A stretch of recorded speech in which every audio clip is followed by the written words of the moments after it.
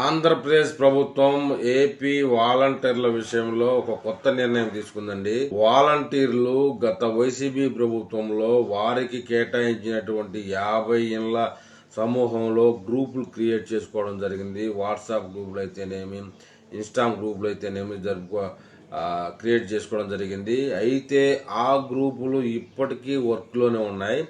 వాలంటీర్లకు వ్యవస్థ ఉందా లేదా అనే అయోమయంలో ఉన్న సందర్భంలో కూడా, వారికి జీతాలు ఇవ్వని సందర్భంలో కూడా ఇంకా గ్రూపులు కొనసాగుతున్నాయి. కొన్ని ఏరియాల్లో అయితే తెలుగుదేశం పార్టీకి వ్యతిరేకంగానే అందులో కొన్ని మెసేజ్లు కానీ, కొన్ని విధానాలైనటువంటి ప్రచారాలు కానీ చేస్తున్నట్లుగా ఏపీ ప్రభుత్వం గుర్తించింది.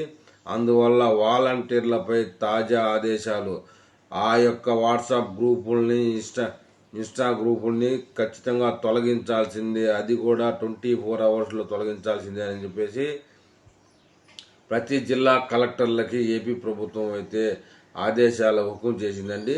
ఆ జిల్లా కలెక్టర్లు, గ్రామ స్థాయి సచివాలయ సిబ్బంది వరకు కూడా ఈ ఆదేశాలు ఎమర్జెన్సీగా పాస్ చేయడం జరిగింది.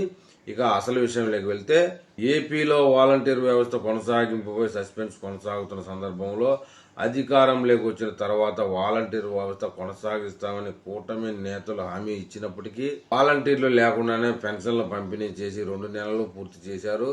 వాలంటీర్ల కొనసాగుపై ప్రభుత్వం కొత్త ఆలోచన చేస్తున్నట్టు తెలుస్తుంది. ప్రభుత్వం నిర్ణయం ఆ పైన ఆసక్తి కొనసాగుతుంది. అదే సమయంలో వాలంటీర్లకు సంబంధించి ప్రభుత్వం తాజాగా అధికారులకు కీలక ఆదేశాలు జారీ చేసిందండి. ప్రభుత్వ తాజా ఆదేశాలు: గత ప్రభుత్వ హయాంలో వాలంటీర్ పథకాలు, నిర్ణయాలను ప్రజలకు అందించేందుకు వాట్సాప్, టెలిగ్రామ్ గ్రూపులను నిర్వహించారు. తమ క్లస్టర్ పరిధిలోని లబ్ధిదారులతో ఈ గ్రూపులను కొనసాగించారు. వాలంటీర్లు నిర్వహించిన అన్ని గ్రూపులను తొలగించాలని వార్డు, గ్రామ సచివాలయ ఉన్నతాధికారులకు ఆదేశాలు ఇచ్చారండి. క్షేత్రస్థాయిలో వెంటనే ఆదేశాలు అమలయ్యేలా చర్యలు తీసుకోవాలని సూచించారు.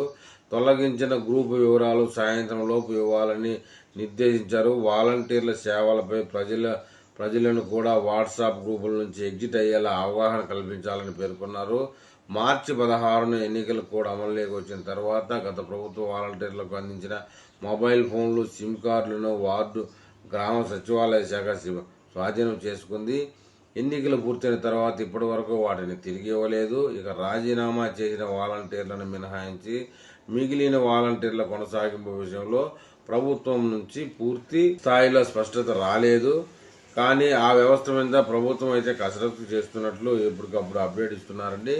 వాలంటీర్ల వ్యవస్థ కొనసాగిస్తామని మంత్రులు చెబుతున్నారు. అయితే వాలంటీర్ల ప్రస్తుత సంఖ్యను తగ్గిస్తూ సేవలను పరిమితం చేయాలనే ఆలోచనలో ఉన్నట్లు తెలుస్తుంది. అదే సమయంలో వాలంటీర్ల విద్యార్హత ఆధారంగా వారికి స్కిల్ శిక్షణ ఇవ్వాలని భావిస్తున్నట్టు చెబుతున్నారు. వాలంటీర్లకు 10,000 చొప్పున వేతనాలు ఇస్తామని ఎన్నికల సమయంలో చంద్రబాబు హామీ ఇచ్చారు. వాలంటీర్ల కొనసాగింపు, విధి విధానాల ఖరారుపైన అధికారుల నుంచి నివేదిక కోరారు. ఈ నెల 7న జరిగే మంత్రివర్గ సమావేశంలో వాలంటీర్ల కొనసాగింపు విధులపైన ప్రభుత్వ కీలక నిర్ణయం తీసుకునే అవకాశం ఉందని చెప్తున్నారండి. అందులో భాగంగానే పాత వాలంటీర్లు, వాళ్ళ యొక్క గ్రూపులు, వాళ్ళ యొక్క సమూహాలన్నీ క్యాన్సిల్ చేయాలని చెప్పేసి ప్రభుత్వం కలెక్టర్లు కింది స్థాయి సచివాలయ ప్రతి ఆఫీస్కి ఆదేశాలు హుకుం చేశారండి.